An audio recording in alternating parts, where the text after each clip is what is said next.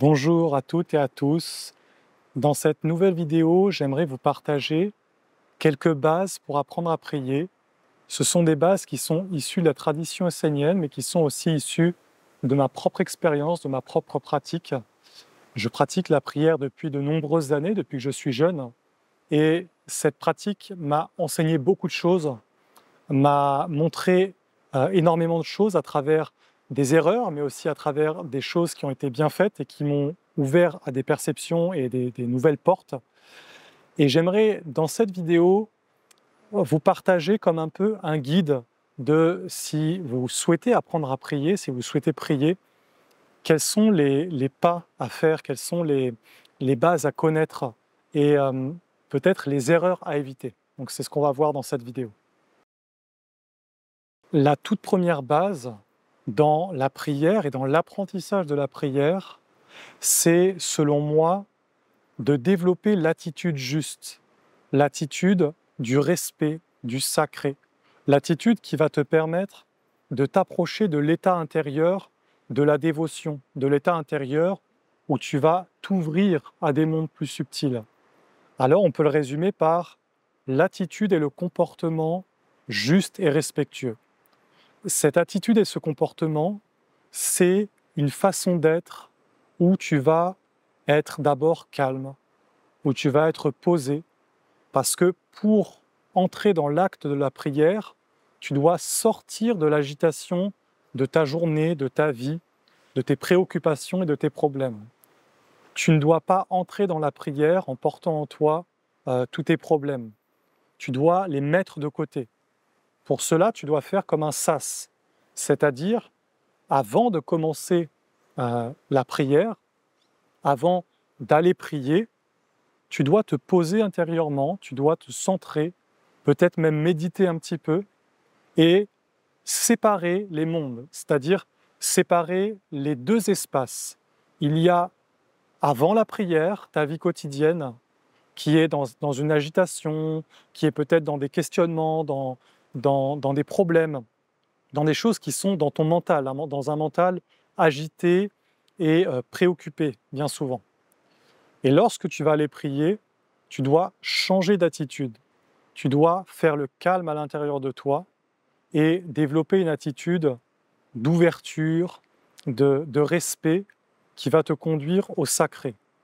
Le sacré, c'est de savoir que quand tu vas être dans la prière, tu es dans un acte sacré.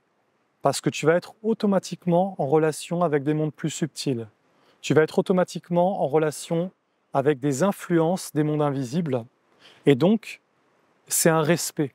C'est une attitude où tu t'approches de ces mondes subtils et invisibles que tu ne connais pas vraiment avec la bonne attitude, c'est-à-dire le respect, la dévotion, l'honneur. On appelle ça le sens du sacré. Donc pour moi, la première base de la prière, pour apprendre à prier, c'est d'apprendre à séparer sa vie quotidienne, quelque part son atmosphère, l'atmosphère de la vie quotidienne, avec l'atmosphère sacrée que tu dois créer autour de toi pour que ta prière soit vivante. Qu'est-ce qui va se passer si tu ne fais pas ça? Si tu ne sépares pas les mondes, tu vas aller prier en portant tout autour de toi tes problèmes, tes questionnements, l'agitation de ta vie quotidienne, mais tout cela, c'est vivant dans les mondes invisibles. Et toutes ces influences qui sont autour de toi, elles ne vont pas permettre à ce que la lumière puisse te toucher, à ce que tu puisses avoir des éclairs de conscience, à ce que tu puisses être touché par des forces lumineuses, mais ces influences ne vont pas non plus permettre à ce que ton intention, ta dévotion, ta formulation, ta prière, ton invocation puisse rejoindre des mondes plus subtils, c'est-à-dire elle va rester dans les sphères autour de toi, dans les sphères qui t'entourent. Parce que c'est comme si tu étais enfermé en fait dans une bulle et que tu ne parlais que dans cette bulle. Donc pour moi, c'est la première base de la prière et je vous invite dans votre prière à apprendre à faire cela, c'est-à-dire à ne pas rentrer tout de suite dans la prière, mais à prendre du temps pour vous mettre en condition et pour développer l'attitude juste, l'attitude du calme, de la sérénité et du sacré, le sens du sacré comme on l'appelle dans la tradition essénienne. Ensuite, dans la prière, il faut selon moi et selon la tradition essénienne toujours se placer sous la protection du monde de la lumière. Et pour cela, tu dois allumer une flamme. La flamme, c'est pas juste un acte extérieur, c'est-à-dire c'est pas juste quelque chose que tu fais comme ça. Il y a une vraie signification et c'est un monde vivant, c'est-à-dire que quand tu allumes une flamme, tu appelles un esprit. Mais lorsque tu allumes cette flamme, tu dois la nommer. Dans la prière, tu vas entrer dans un acte quelque part de magie. Et dans la magie, toutes les lois qui régissent les mondes invisibles sont précises et exactes. Et il y a une des lois qui est une loi de base, qui est que tout ce que tu fais doit être nommé. Si tu allumes une flamme, tu dois dire pourquoi tu allumes cette flamme. Si tu mets de l'encens, tu dois quelque part mettre une intention qui nomme ton acte, qui fait que cet acte n'est pas un acte inconscient, n'est pas un acte qui n'a pas d'intelligence. Tu dois montrer à travers le fait que tu nommes que tu donnes une intelligence aux choses. Tu vas par exemple allumer une flamme et à travers la flamme que tu vas allumer, tu vas la nommer et tu vas dire par exemple « j'allume cette flamme pour me relier au monde de la lumière, pour m'unir au monde divin, pour m'unir à mon âme et par cette flamme, je me place sous la protection du monde de la lumière. » Donc en le disant, en nommant, tu vas faire de la magie quelque part. Tu dis pourquoi dans les mondes invisibles, tu allumes cette flamme. Donc tu es dans un langage des mondes invisibles. Ce qu'il faut comprendre, c'est ce que je parlais dans ma première vidéo sur la prière, c'est que à partir du moment où tu vas prier et prononcer des paroles, tu entres dans la magie. Et là, ça m'amène à la suite qui est de savoir que ta parole est vivante. Et ça doit être la base de la prière. Vous voyez, c'est les bases de l'apprentissage de la prière. Il ne faut pas considérer la parole comme quelque chose de mort, comme quelque chose de mécanique ou d'inconscient. La parole, elle est vivante. Bien souvent, les religieux répètent des paroles, répètent des prières qui sont des prières de leur religion, qui sont connues et qui sont comme des sortes de prières, voire même des mantras. Mais là-dedans, il peut y avoir un piège, dans le sens que tu vas mettre en action ta parole sans forcément comprendre le sens et l'âme de ce que tu dis. Tu vas répéter des paroles, tu vas répéter des prières, mais tu ne sais pas l'intelligence qu'il y a derrière. Alors, si tu apprends à prier, si tu entres dans la prière, commence par prier avec ton cœur. Commence par te centrer sur toi-même, à entrer à l'intérieur de toi et à te relier à ce qu'il y a de plus pur et de plus divin en toi. Et là, quand tu vas commencer à prononcer des paroles, prononce les paroles les plus authentiques, les plus vraies, les plus simples et les plus pures, c'est-à-dire les paroles qui vont exprimer ce que tu es au monde supérieur. Parce que bien souvent, quand on prie, c'est pour se relier au monde divin. Donc à travers ces paroles que tu vas dire, à travers cette prière que tu vas faire, sois le reflet de ce que tu es à l'intérieur, dans ta pureté, dans ton être originel, c'est-à-dire dans ce que tu sais qui t'appartient, qui est à toi. Donc, considère la parole comme la manifestation de ton être dans les mondes invisibles. Et que ce que ces mondes invisibles vont voir, ce ne sont pas forcément les paroles extérieures que tu dis, c'est l'intention que tu y mets, c'est l'âme que tu y mets, c'est la conviction que tu y mets, et c'est surtout, est-ce que ces paroles, elles sont vraies pour toi? Est-ce qu'elles sont vraies à l'intérieur de toi? Si tu dis des choses, mais que tu n'es pas dans cette vérité intérieure, alors tu vas comme apparaître dans les mondes invisibles comme un être qui est faux et qui n'est pas réellement identifié. Donc, Que tu sois débutant dans la prière, c'est-à-dire que tu apprennes, ou que tu sois déjà expérimenté, garde toujours cette base à l'intérieur de toi que chacune de tes paroles vont être vivantes et vont avoir un impact.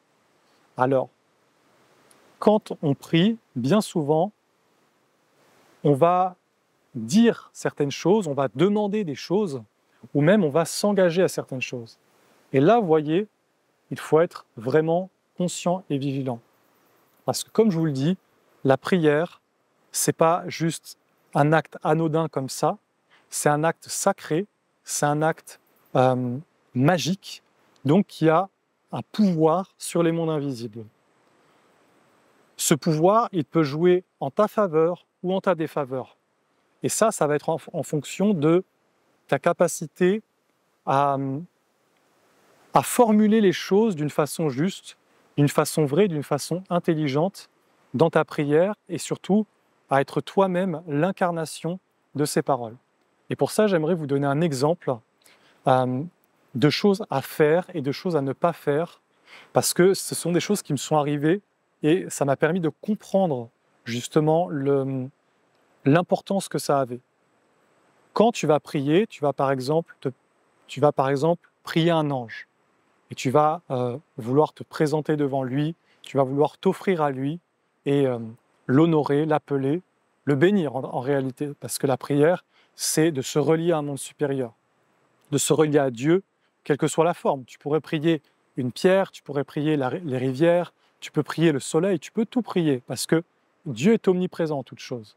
Mais prenons l'exemple d'un ange. C'est un exemple qui me plaît parce que c'est quelque chose que je fais souvent et ça fait partie de mon chemin de vie d'essénien, de prier mon ange, de l'honorer, de le bénir. Mais tu vois, si tu commences à dire des paroles, par exemple, où tu vas vouloir t'engager devant un ange ou devant un monde supérieur, eh bien, sache que ta parole, elle est entendue. Et elle est entendue par tous les mondes qui t'entourent. Parce qu'autour de toi, il y a des esprits, il y a des influences, il y a des êtres, des génies, des égrégores, c'est-à-dire des êtres des mondes invisibles qui vivent et qui entendent toutes tes paroles. Et quand tu vas prier et quand tu vas te tourner vers un ange, par exemple, ces mondes invisibles et subtils vont être beaucoup plus à l'écoute qu'en temps normal. Pourquoi? Parce que tu vas te mettre dans une attitude particulière, dans une attitude du sacré, où tu vas activer la lumière en toi. Donc, tu vas être plus émissif. Donc, ces mondes vont plus t'entendre. Mais à partir du moment où tu vas dire une chose, par exemple un engagement, sache que tu dois être clair dans ce que tu dis. Parce qu'à partir du moment où tu vas le dire, c'est entendu. Et ces mondes vont le prendre comme argent comptant, c'est-à-dire qu'ils vont te dire, voilà, celui-là, il s'engage, il va aller jusqu'au bout. Et qu'est-ce qui peut se passer si, admettons, que tu prennes un engagement devant le monde divin ou devant des mondes invisibles et tu ne le respectes pas? Eh bien, ces mondes invisibles vont être, quelque part, vont se sentir trahis. Ils vont commencer à faire peser sur toi une lourdeur, une colère, parce qu'ils vont réellement se sentir trahis et déshonorés. Et donc, ta vie sera plus lourde et elle ne sera plus aussi légère qu'avant. Et ça peut partir d'une bonne intention à la base, qui est de vouloir s'engager envers quelque chose, envers la lumière, envers le monde divin, de vouloir se donner à la lumière. Mais si tu n'es pas vrai dans tes paroles, et si après tu ne réalises pas, si tu n'incarnes pas les choses, en fait, ça peut être pire. Donc, c'est pour vous dire que soyez vraiment conscients que la prière, c'est un acte qui peut avoir des répercussions énormes sur votre vie. Et qu'à travers la prière, à travers la dévotion, l'invocation, vous pouvez vraiment vous lier avec des mondes invisibles, mais vous devez être vigilant justement de ne pas vous lier avec des mondes d'abord qui ne sont pas en accord avec ce que vous êtes, mais aussi de ne pas vous lier si vous n'êtes pas capable, c'est-à-dire de ne pas faire des choses inconscientes, de ne pas prononcer des paroles, de ne pas vous engager ou de ne pas dire des choses qui ne sont pas vraies, qui ne sont pas conscientes, que vous n'allez pas pouvoir incarner, vivre et faire. Parce qu'en cela, vous allez dégrader ces mondes invisibles et subtils, Parce qu'au début, ces mondes invisibles vont vous donner leur aval, ils vont vous donner une force et une énergie. Mais s'ils voient que vous n'allez pas dans le sens de la prière que vous avez faite, alors à un moment donné, ils vont vraiment être en colère et quelque part, ils vont se sentir enfermés parce vous les aurez appelés à l'existence, ils auront été enfermés. Donc, quand on apprend à prier, pour moi, c'est vraiment important de connaître ces bases qui sont simples. Vous voyez, il n'y a pas énormément de choses à savoir. Moi, ce que je vous dirais principalement, c'est ne répétez pas des prières mécaniquement. Ne répétez pas des prières que vous lisez genre dans la Bible ou des prières que tout le monde répète. Je ne dis pas que ce n'est pas bien. Vous pouvez le faire de temps en temps. D'ailleurs, ça me ferait plaisir de vous offrir certaines prières esséniennes. C'est quelque chose que j'aimerais faire un petit livret avec des prières esséniennes pour vous montrer un peu c'est quoi l'attitude et la dévotion, la façon de prier comme un essénien. Mais comprenez que toutes ces prières que vous pouvez avoir à l'extérieur, dans des supports écrits, ce ne sont que des aides. Vous devez trouver à l'intérieur de vous les capacités de prier. Vous devez trouver à l'intérieur de vous la clarté de pensée, les forces du cœur, la volonté, la détermination qui va animer votre prière et qui va, quelque part, faire de votre prière quelque chose d'unique, que vous allez prononcer des paroles qui viennent de vous-même, de votre propre source. Et ça, il n'y a vraiment rien de plus beau que ça. Ce sont vraiment des bases de la prière. À travers ce que je vous ai dit, vous avez un canevas, en fait, pour commencer. Et après, le reste vient par la pratique. Soyez dans l'attitude juste, dans le respect, toujours allumer une flamme, et même je vous conseille de mettre de l'encens et de mettre une atmosphère. Et dans l'idéal, même si vous le pouvez, d'avoir chez vous une pièce, un temple, qui serait dédié à la prière et à vos travaux comme la méditation ou comme l'étude des textes sacrés et de l'enseignement sacré. Ça, bien sûr, si ce n'est pas possible, ne serait-ce que de consacrer un petit endroit pour la prière, où vous allez mettre un autel avec une flamme, avec de l'encens, avec peut-être des pierres, avec des éléments que vous allez mettre pour amener la beauté, pour amener la dévotion, c'est une base, c'est-à-dire que c'est un cadre que vous allez mettre et qui va vous aider. Et bien sûr, allumer une flamme, c'est plus qu'un cadre, c'est une nécessité. Quand vous allumez une flamme, si vous savez bien le faire, si vous la nommez vraiment, vous vous placez réellement sous la protection de la lumière et quelque part, vous écartez les mondes qui ne sont pas en accord avec cette lumière. Donc c'est un moyen magique, un moyen vivant que tout le monde a, quelque part, de se placer sous la protection de la lumière. Dans toutes les religions, on a honoré le feu, on a allumé des flammes. Et la vraie raison, c'est pour cette raison, c'est parce que dans la magie, quand tu allumes le feu d'une façon juste, tu appelles la lumière. Et la lumière chasse l'obscurité. Elle ouvre un espace pour la communion avec le plus haut. Voilà, ce sont quelques bases que j'approfondirai sûrement à travers d'autres vidéos pour vous donner des aspects différents, parce que je veux faire une petite série de vidéos sur le thème de la prière. Et je vous parlerai aussi de la prière secrète de Jésus, qui est une prière qu'a donnée Jésus, mais qui n'a pas été comprise et qui est dans l'enseignement essénien, qui possède une grande sagesse, qui possède un savoir et une connaissance qui peut nous éclairer. Et ça pourra vous montrer que la prière, c'est plus que de prononcer des paroles, mais ça peut aussi être d'amener une intelligence à travers des paroles conscientes et consacrées. C'est ce qu'ont fait beaucoup de sages et de maîtres à travers des prières ou des paroles sacrées qu'ils ont prononcées ou écrites. Ils ont amené une intelligence, et c'est l'intelligence du Verbe.